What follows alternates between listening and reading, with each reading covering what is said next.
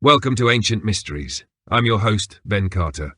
And in today's episode, we're opening the lid, figuratively if not literally, on one of the most enduring enigmas of ancient history, the Ark of the Covenant.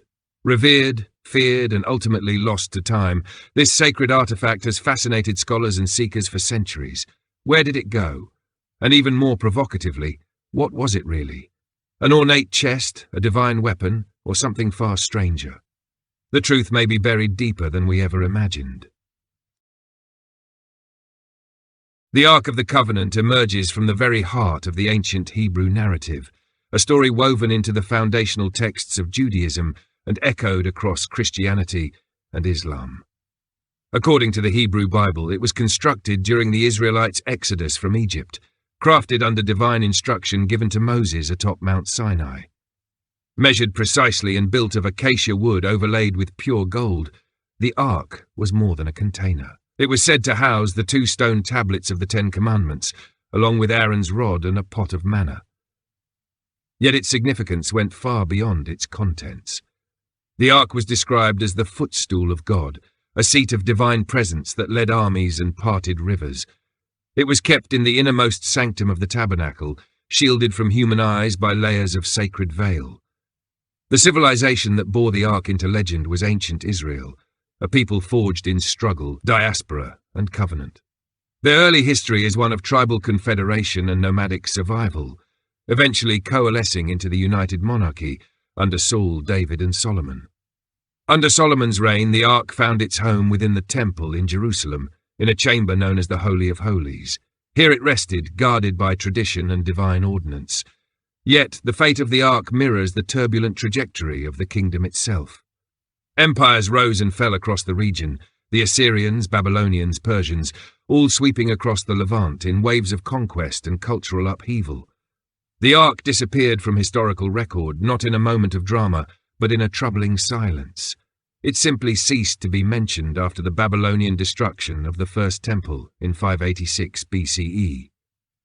This silence has been fertile ground for speculation, but to understand the mystery fully, we must also appreciate the world that created it. The Israelites were deeply influenced by their interactions with the neighboring cultures: Egyptian, Canaanite, Mesopotamian. Their religious traditions were a complex mix of inherited beliefs and revolutionary shifts toward monotheism. The very concept of a portable sanctuary, a divine presence encased in an object, bears resemblance to Egyptian and Mesopotamian rituals involving sacred vessels and divine statues. Yet, the Ark of the Covenant stood apart in its central role in an evolving theology. It was not just a symbol, it was power incarnate, and it was guarded fiercely, both in ritual and in war.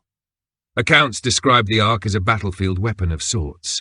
When carried into conflict, its presence was said to bring victory or destruction. In the book of Joshua, the Ark parts the waters of the Jordan. In the conquest of Jericho, it is present as the walls tumble. Yet, its power was dangerous, even deadly. Touching it without divine sanction could bring instant death. When the Philistines captured it and brought it into their temple, their idol Dagon was shattered, and the people were struck by plagues.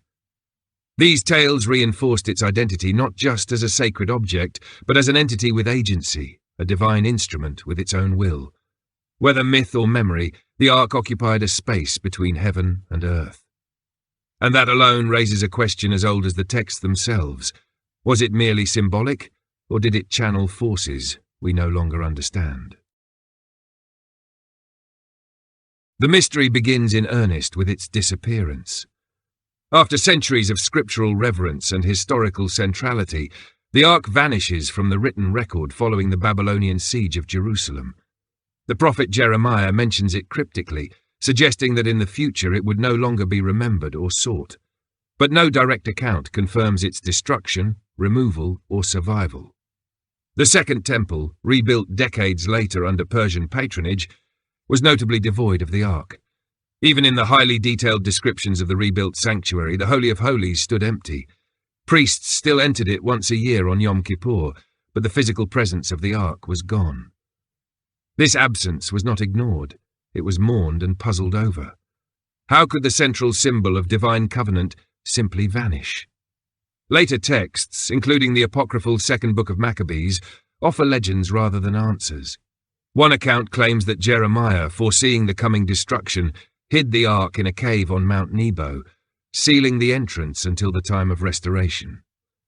Others propose that loyal priests spirited it away during the siege, perhaps burying it within the Temple Mount itself.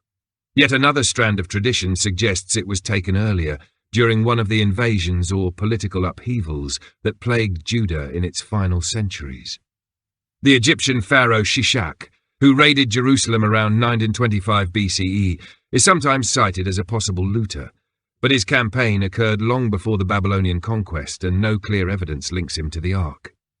Then there's the most famous claim of all, that the Ark rests today in the highlands of Ethiopia. According to the Ethiopian Orthodox Church, the Ark was brought to Aksum by Menelik I, the son of King Solomon and the Queen of Sheba. The Kebra Nagast, a 14th century Ethiopian chronicle, recounts this tale with reverence, how Menelik visited his father in Jerusalem and returned home with a divine treasure, unknowingly, the true Ark, taken by God's will and replaced with a replica.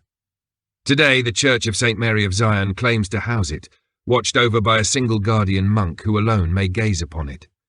No outsider has been permitted to view the relic, fueling both belief and skepticism in equal measure. Skeptics argue that the Ethiopian Ark may be an ancient replica or ceremonial object rather than the original. But this hasn't stopped scholars, adventurers, or clandestine seekers from pursuing the legend. In the modern era, expeditions have been launched in search of the Ark, beneath the Temple Mount, in the caves of Qumran, and deep in the sands of the Sinai. None have uncovered definitive proof. Yet for an object with such a powerful scriptural and historical presence, the sheer vacuum of evidence is as provocative as any artifact could be. Was it destroyed quietly? Hidden so well it has evaded all detection? Or, as some believe, was it never merely a physical object to begin with, but something far more elusive? Physical evidence tied directly to the Ark of the Covenant is scarce, frustratingly so. No confirmed fragments, inscriptions, or architectural features have ever been conclusively linked to it. This absence hasn't stopped the search, however, and several sites have drawn intense scrutiny. The Temple Mount in Jerusalem remains the most compelling and most controversial. According to biblical tradition, Solomon's temple housed the Ark in its innermost chamber. Yet archaeological access to the site is severely restricted due to its current location beneath the Al-Aqsa Mosque and the Dome of the Rock, two of Islam's most sacred sites.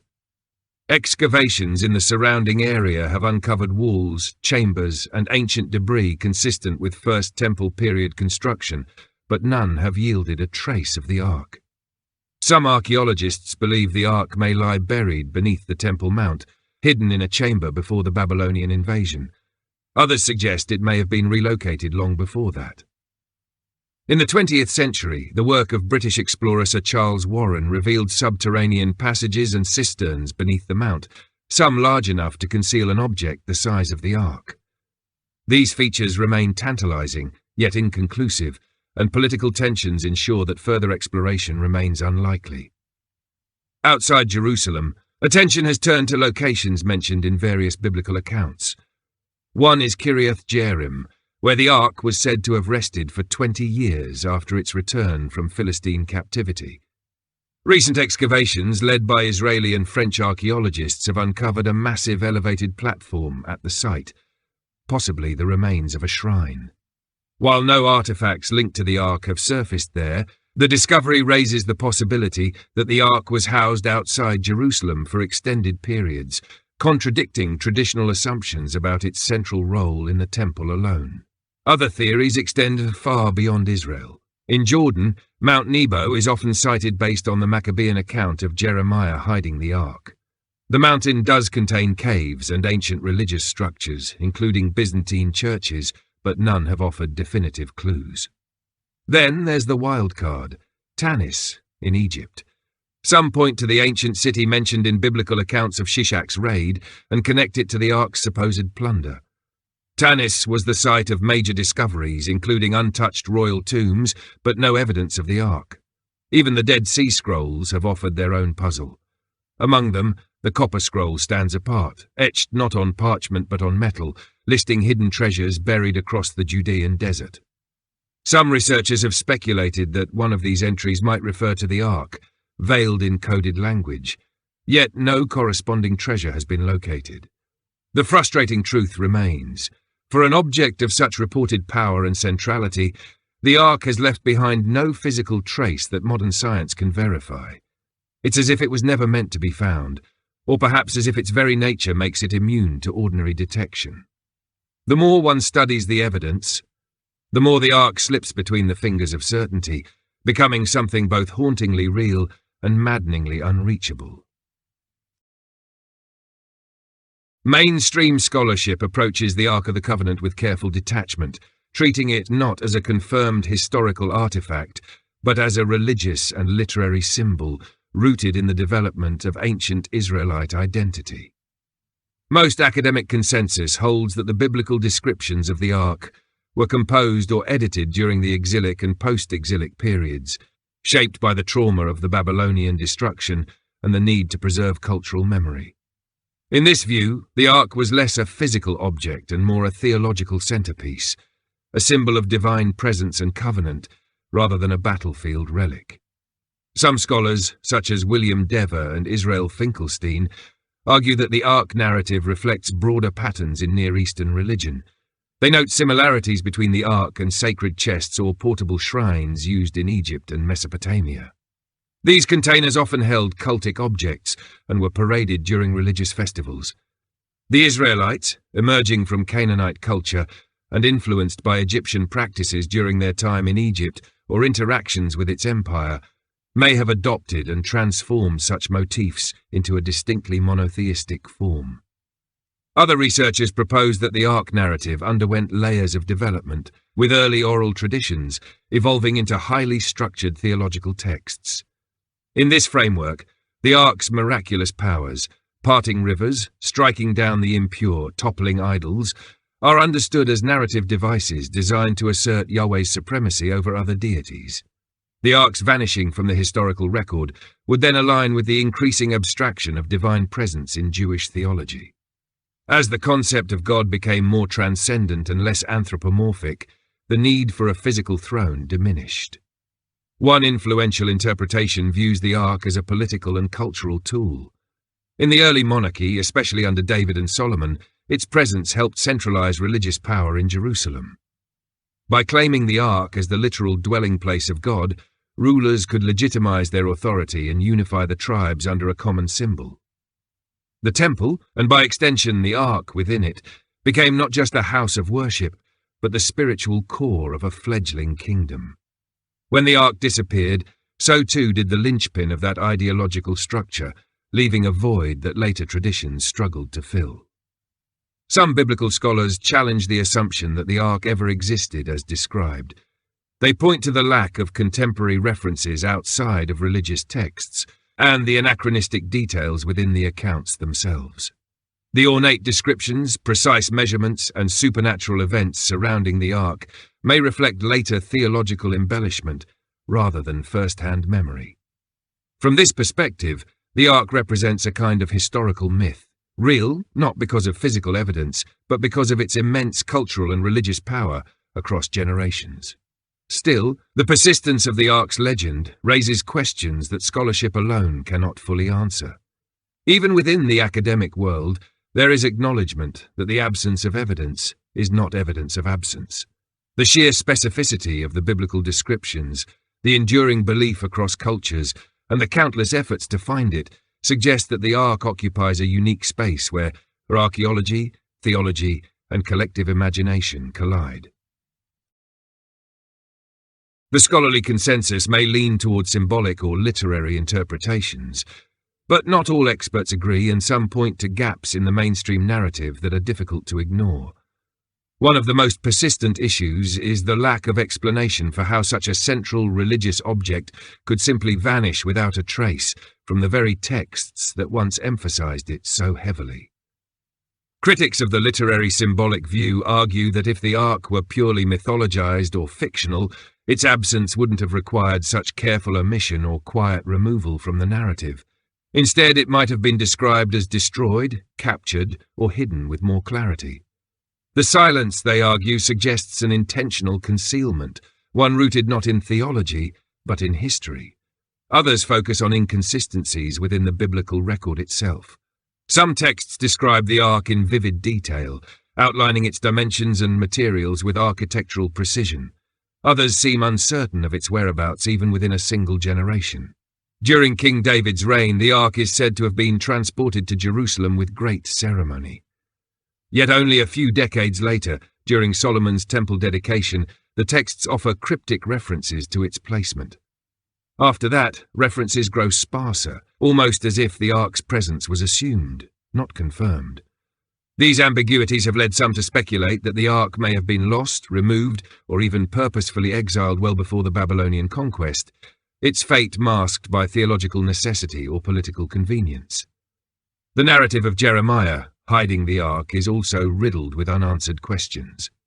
Why would such a significant act, one of concealment to preserve a sacred object, only appear in late apocryphal texts and not in earlier scriptures? Why is there no archaeological trace of such an effort, despite intense scrutiny of Mount Nebo and its surroundings? If Jeremiah or others had the time and foresight to hide the ark, would it not have been referenced during the return from exile or during the rebuilding of the Second Temple? The absence of such references has fueled theories that either the ark was not recovered or that it was, but kept hidden from public knowledge for reasons lost to time. Another unresolved question lies in the stark contrast between the ark's depiction as a weapon of immense power and its apparent helplessness in the face of enemy invasion. The Philistines, upon capturing it, are said to have suffered divine retribution. But during the Babylonian siege, there is no record of miraculous defense or divine intervention involving the ark. Did its power fail, or was it already gone? If it had been taken earlier, why was this not documented? These questions highlight the strange blend of myth, theology, and silence that surrounds the ark's narrative. Even modern historians who dismiss supernatural claims admit that something unusual surrounds the ark. Its sudden disappearance, the conflicting accounts, the enduring global fascination, none of it fits neatly within expected historical patterns. And in that space of contradiction and omission, a deeper mystery festers, not just about the object itself, but about the nature of belief, memory, and power in the ancient world. Speculative theories about the Ark of the Covenant stretch far beyond the boundaries of academic tradition, venturing into realms of mysticism, lost technology, and extraterrestrial intervention. Among the most provocative is the notion that the Ark was not a purely religious artifact at all, but a device, one powered by forces modern science cannot yet explain. Some researchers, inspired by the Ark's described behaviors, have proposed that it functioned as a capacitor or energy weapon, capable of emitting lethal charges. The biblical warnings about touching the ark, the plagues it supposedly caused, and its effect on nearby objects have been interpreted by these theorists as signs of high-voltage electrical discharge or radiation. In this light, the cherubim-laden lid becomes more than decoration. It is seen as a mechanism for harnessing or directing energy. These ideas gained popularity in the late 20th century with the rise of ancient astronaut theories. Proponents argue that the ark's construction, detailed specifications, gold overlays, and separation of contents bears similarities to modern energy storage devices. They point to parallels between the ark and descriptions of divine machines in other ancient cultures, such as the Vimanas of India or the Egyptian Ben stone. Some suggest that the ark was a remnant of advanced knowledge passed down from a lost civilization or gifted by non-human intelligences. In these versions of the story, the Israelites were not merely transporting a sacred chest, but safeguarding a fragment of forgotten technology, cloaked in religious language to protect it through generations. Another theory places the ark within the framework of esoteric symbolism. In this view, the ark is not just a container of relics, but a metaphysical construct, a vessel of consciousness, ritual energy, or divine resonance. Kabbalistic interpretations link the ark to the Sephirot, the emanations of divine creation, suggesting that the ark served as a point of convergence between heaven and earth. Some modern mystics believe it was a tuning device used in sacred ceremonies to align human intention with celestial forces. The rituals surrounding it, they argue, were not superstition, but precise technologies of the spirit. There are even those who believe the Ark remains hidden because it was meant to be, protected by secret societies, priesthoods, or ancient lineages sworn to guard it until a foretold time. Freemasonic law and certain Gnostic texts reference hidden knowledge connected to the Ark, often encoded in symbols and allegory. The idea that the Ark lies beneath the Temple Mount, not just as a relic but as a key to unlocking eschatological events, persists in fringe religious circles. In these accounts, the Ark is not only powerful, it is dangerous. To reveal it would be to disrupt the world's spiritual balance. Skeptics dismiss these claims as fantasy fueled by Hollywood and pseudoscience, but the persistence of such ideas speaks to something deeper. The Ark, whether historical, symbolic, or speculative, has become a canvas onto which humanity projects its greatest questions. What if our ancestors knew something we have forgotten? What if the stories we call myth are memories of truths too immense to fit inside the margins of accepted history? The Ark of the Covenant, even stripped of its literal framework, holds a gravitational pull in the human imagination because of what it represents: connection. It embodies a bridge between the divine and the mortal, the known and the unknowable. Across cultures, there exists a recurring archetype, the sacred container.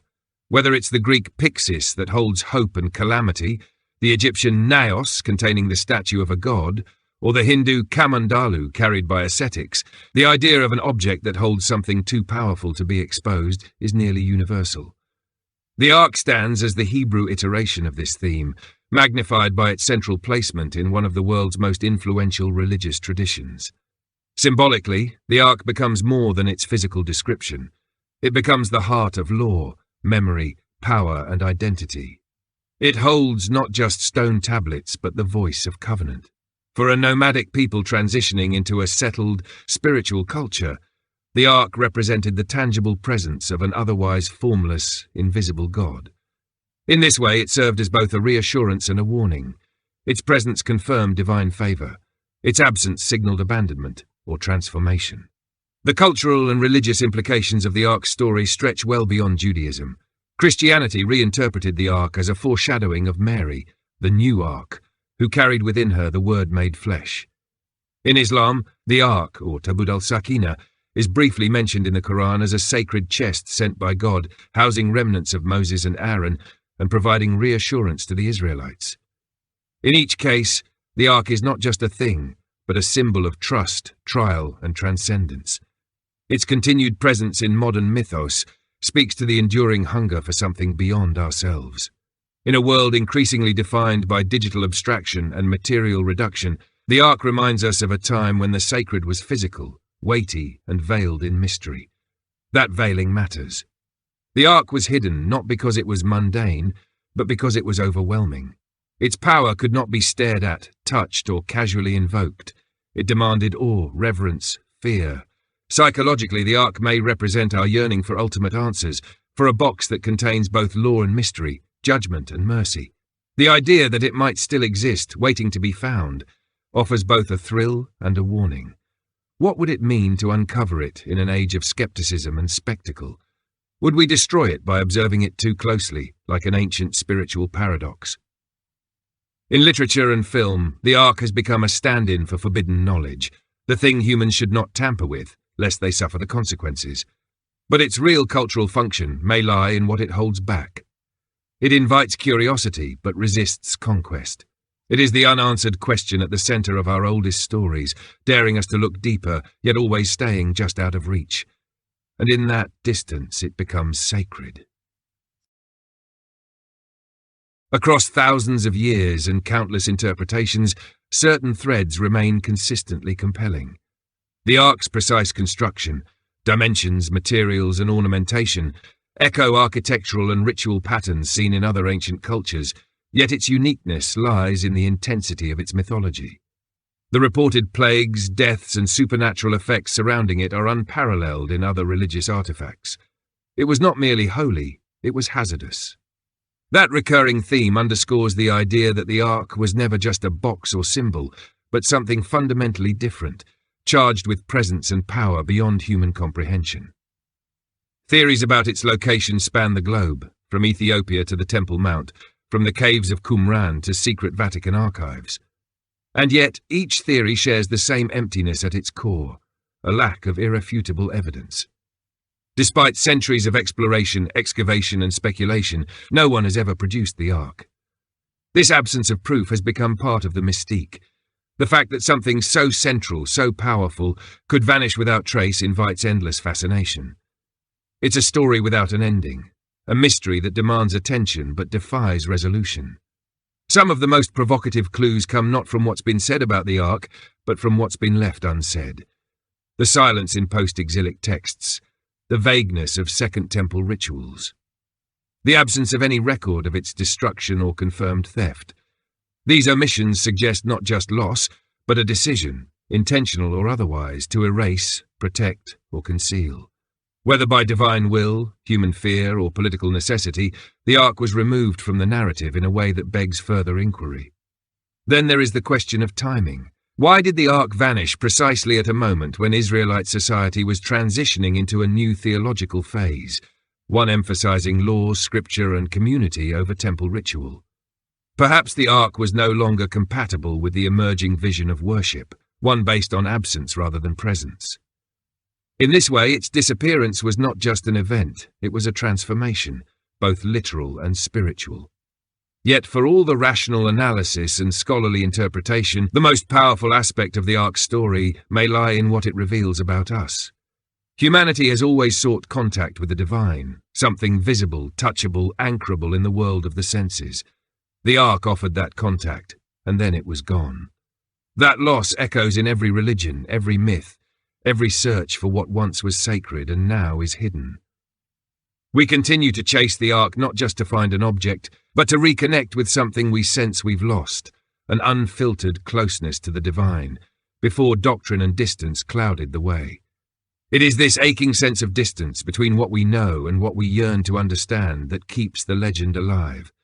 Not just in temples or books, but in every whispered theory, every midnight excavation, every soul wondering if maybe, just maybe, the greatest treasure of the ancient world still waits in silence, buried under dust and time.